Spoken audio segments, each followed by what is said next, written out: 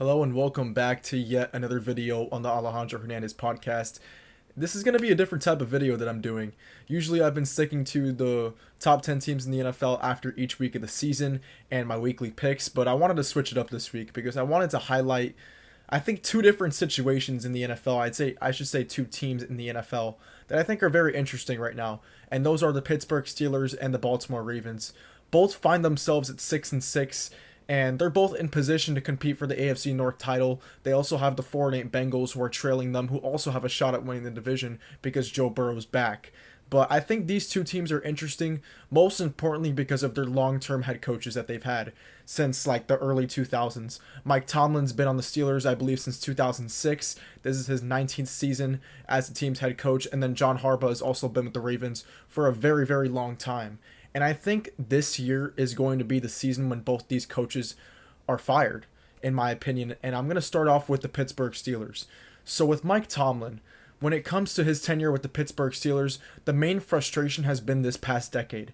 And it's been since 2016. The Pittsburgh Steelers have not won a playoff game since 2016, and it was against the Kansas City Chiefs with Alex Smith, in which they won the game kicking 6 field goals and not a single touchdown. They'd go on to lose the AFC Championship game in Foxborough to Tom Brady. And though they've played 5 playoff games ever since that 2016 win against the Chiefs. Well, I'm not counting the Patriots game. So past the 2016 season, since 2017 and onward, they've played 5 playoff games, and they have allowed on defense 38.2 points per game on defense in those 5 playoff games, and they've lost every single one. And the first one was to the Jacksonville Jaguars, in which they allowed 45 points. Then the following one was to the Cleveland Browns, in which they allowed 48 points. The next one, the Kansas City Chiefs, 42 points. Then the Buffalo Bills, they allowed 31 points. And then the Baltimore Ravens, 28 points. And mind you, Mike Tomlin is supposed to be a defensive-minded coach. Yet every single time the Steelers have entered the playoffs post-2016, their defense gets absolutely torched. So I probably speak for all Pittsburgh Steelers fans when I say this, that it's time for Mike Tomlin to go. I think the tenure is done. It's been 19 seasons. And I can also compare this to Andy Reid's tenure in the Philadelphia Eagles. Andy Reid had 14 seasons coaching the Philadelphia Eagles. They made it to, I believe, 5 NFC Championship games and a Super Bowl appearance. And however, eventually they just had to cut ties with Andy Reid because I think that marriage went sour. That connection between Reid and the Eagles, it was done. And everyone knew it was done, and everyone knew it was time to move on. And despite all the success Andy Reid had in the past, despite all the success that Mike Tomlin has had in the past with the Steelers, we are in present day, we are in 2025. And right now the Steelers are just stuck in this endless loop of mediocrity. Everyone wants to bring up, yeah, Mike Tomlin's never had a losing season. However, the Steelers have just been getting by just being good enough, not great. So the Steelers have always been that team that will beat up on the bad teams, but then struggle against the great teams. The Steelers have not been a great team since they've had that trio of Big Ben, Antonio Brown, and Le'Veon Bell. And I blame that on Mike Tomlin. At some point, the blame has to be shifted towards the head coach, and he can't just get by with being mediocre and being good enough, not great. And I think that is the cutting point in which the Steelers have to cut ties with Tomlin. And this is not to say that Mike Tomlin cannot go to another organization and become successful. Look at Andy Reid. His time was up in Philadelphia, then he goes to the Chiefs, wins 3 Super Bowls with Patrick Mahomes. So Andy Reid was able to reach the pinnacle of his career on another team. And I believe the same is possible for Mike Tomlin as well. Now, for why I believe it should be this season in which the Steelers cut ties with Mike Tomlin is because of the resources they put into his defense. For the past 4 seasons, the Steelers have had the highest paid defense in the entire NFL. And this year, they're spending $163.1 million on their defense with guys like Jalen Ramsey, Darius Slay, and then they have linebackers like TJ Watt, Nick Herbig. They also have Alex Highsmith, Cameron Hayward. They invested a first-round pick in Derek Harmon. They passed on Jackson Dart, who they could have selected. Instead of signing Aaron Rodgers, they could have invested in their future and drafted Jackson Dart. Mike Tomlin probably had a big say in drafting a defensive tackle instead of Jackson Dart because he wanted to address his defense and bulk up his defense. Well, how's that defense doing this year? They ranked 20th in the league in points per game allowed, I believe with 24.2 points per game allowed. They ranked 20th in the NFL. So despite having the highest ranked defense, the highest paid defense in the NFL, they rank 20th in points allowed. How about in yards allowed? 28th in the NFL, allowing 376 yards per game allowed on defense per game. So despite having all of these defensive players, the defensive players that he wanted, and he's running the scheme defensively. They have not been a good defense. So how can you retain a head coach who is deploying all your resources onto the defensive side of the ball, who is a defensive coach, quote unquote, and cannot figure out his side of the ball? You just can't continue like that. And it's good enough to get you to a 9-8 record season to season, but it's not good enough to win playoff games. And the Pittsburgh Steelers are a prestigious organization. They have won 6 Super Bowls. And yes, Mike Tomlin has won 2 of those. However, I believe that was back in 2008, 2009. We are now in present day 2025. Despite what Mike Tomlin has accomplished in his past, what is he going to offer you in present day and in the future? He hasn't delivered you a playoff win since 2016. So that's why I believe it is time to cut ties with Mike Tomlin. Now, for when it comes to John Harbaugh and the Baltimore Ravens, I believe this isn't going to be the first time that John Harbaugh is on the hot seat in his career. I believe the first time he was on the hot seat was from 2015 to 2017. And people forget this era because this was kind of the bridge from Joe Flacco to Lamar Jackson. But in this 3-year window from 2015, 2016, and 2017, the Ravens missed the playoffs for 3 straight seasons. And this is when Joe Flacco was making a lot of money and their defense was bad and they were injury riddled. And most of the blame was shifted onto Harbaugh, rightfully so. And then 2018 rolls around and they select Lamar Jackson in the first round. And then they start that season out 4-5 with Joe Flacco as the starter. Everyone's calling for Harbaugh's job. Then they insert Lamar Jackson into the lineup. Lamar goes 6-1 in the 7 games he started to begin his rookie season, and they finish 10-6 after starting 4-5, and then they host a home playoff game against the Chargers, and they end up getting embarrassed by the Chargers. But because of that, I believe, show of promise and show of hope that Lamar Jackson could be an all-time great quarterback in that season, that kind of saved John Harbaugh's job. I believe Lamar Jackson initially saved John Harbaugh's job when his job was on the line, when they had to come off 3 straight losing seasons.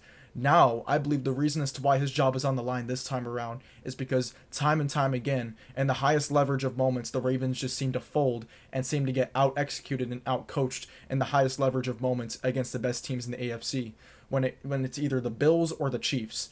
The Chiefs in the AFC Championship game, they were at home, it was in Baltimore, and Lamar Jackson melted down. And it seems like time and time again, when the Ravens enter the playoffs, they completely forget their identity. Their identity is running the football. That's what makes the Ravens great. It's their run game. And I want to focus more specifically on Derrick Henry, since they've acquired Derrick Henry, which was last season. The Ravens last season were an all-time great rushing offense. I believe they almost had 3,000 yards of rushing offense, with Derrick Henry rushing for 1.9K and Lamar Jackson, I believe, over 750 rushing yards. They were historically great. They were dangerous. Nobody wanted to play the Ravens because of how dominant they were running the football. And in week 4 of that season, they completely stomped over the Bills at home, scoring 35 points, Derrick Henry having almost 200 yards rushing and 2 touchdowns in that game. They were an unstoppable force. And they continued that in the wild card round against the Steelers, in which they ran Derrick Henry loose. But then when it came to play Buffalo, Derrick Henry gets under 20 carries, and they lose the game because Lamar Jackson had 2 turnovers and they were playing catch-up. The Ravens at their best are when they're running the football and controlling the clock and playing great defense, and not when Lamar has to throw for 25, 30 times, 35 times a game. It's when Derrick Henry has over 20 attempts a game. In games that Derrick Henry has 20-plus carries for the Baltimore Ravens, they are 12-1, including the playoffs. In games in which Derrick Henry does not get 20-plus carries, they are 7-11. They've played 31 games with Derrick Henry, and they have a losing record in which they don't give Derrick Henry 20-plus carries, and they're almost undefeated when they give him the ball 20 or more times in a game. So that goes to show coaching. That is coaching malpractice. When you have a strength, when you have a guy like Derrick Henry, you utilize him. And in the biggest games, mind you, all those games that they lost in which they didn't give Derrick Henry 20-plus carries, it was twice against the Chiefs and twice against the Bills. That cannot happen. That simply cannot happen. That is coaching malpractice, and John Harbaugh is not putting the Ravens team in the best position to succeed. Mind you, in games that Lamar Jackson has missed due to injury, they are 4-16. The Ravens in 20 games without Lamar Jackson are 4-16. The Ravens offense with Lamar Jackson in the lineup are averaging 28.2 points per game all time. In games that Lamar Jackson does not play, they're averaging 16 points per game. So that's a 12-point dip in points per game when Lamar's in the lineup compared to when he's not. So that goes to show that really Lamar Jackson has been carrying this team ever since he's become the starter. And they have been winning in spite of Harbaugh, not due to Harbaugh. He's a special teams coordinator, and you look back to his success back with Joe Flacco, and that was really when he had a great team and a great culture, but that culture was really dependent on Ray Lewis. When you look back at those Ravens playoff runs, they were engineered by Ray Lewis. Ray Lewis was the locker room. Every time there was a post-game speech to be had, Ray Lewis was having that post-game speech. Now, in this Ravens team, they seem to lack leadership. They seem to lack grit and heart. And right now, I believe he's slowly losing the locker room. Because this season in particular, when they didn't have Lamar Jackson, they looked lifeless. Lamar Jackson is what gets this engine going. Lamar Jackson is what gets this team going and playing great. And right now, Lamar Jackson isn't even 100%. And you've seen what's happened.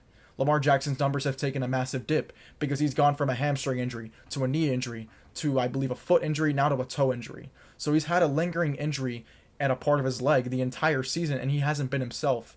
And due to that fact, the Ravens started out 1-5, and now they are 6-6. They did win 5 in a row, but those were against really bad teams. And now they're 6-6. Now they're most likely going to play Buffalo in the first round of the playoffs, because the way I see it playing out is the Ravens are going to get the 4 seed over Pittsburgh, and then the Bills are going to have the 5 seed, so the Bills are going to travel to Baltimore. Do not be surprised if the Ravens once again forget their identity and forget that they have an all-time great running back. They do it every single time they get in the playoffs. They completely forget their identity, and that is coaching malpractice. The Ravens are a storied franchise. They're a winning historically franchise, and they win in the playoffs. However, they have not been doing that as of recently because of John Harbaugh and his coaching staff. They continue to let this team down time and time again with just ridiculous game plans. They want to get Lamar Jackson out there and have him throw 30 times, have him throw 35 times, and that's not who he is. The strength of this team is running the football. It's always been running the football, and yet they don't seem to do that. And when they do that, they're a dominant team, but their coaching staff does not put them in positions to succeed. And I believe John Harbaugh finally has to pay the price for that, and it's going to cost him his job this offseason. And that is going to be it for this video, and I will see you guys next time for when I release my top 10 teams in the NFL after Week 13.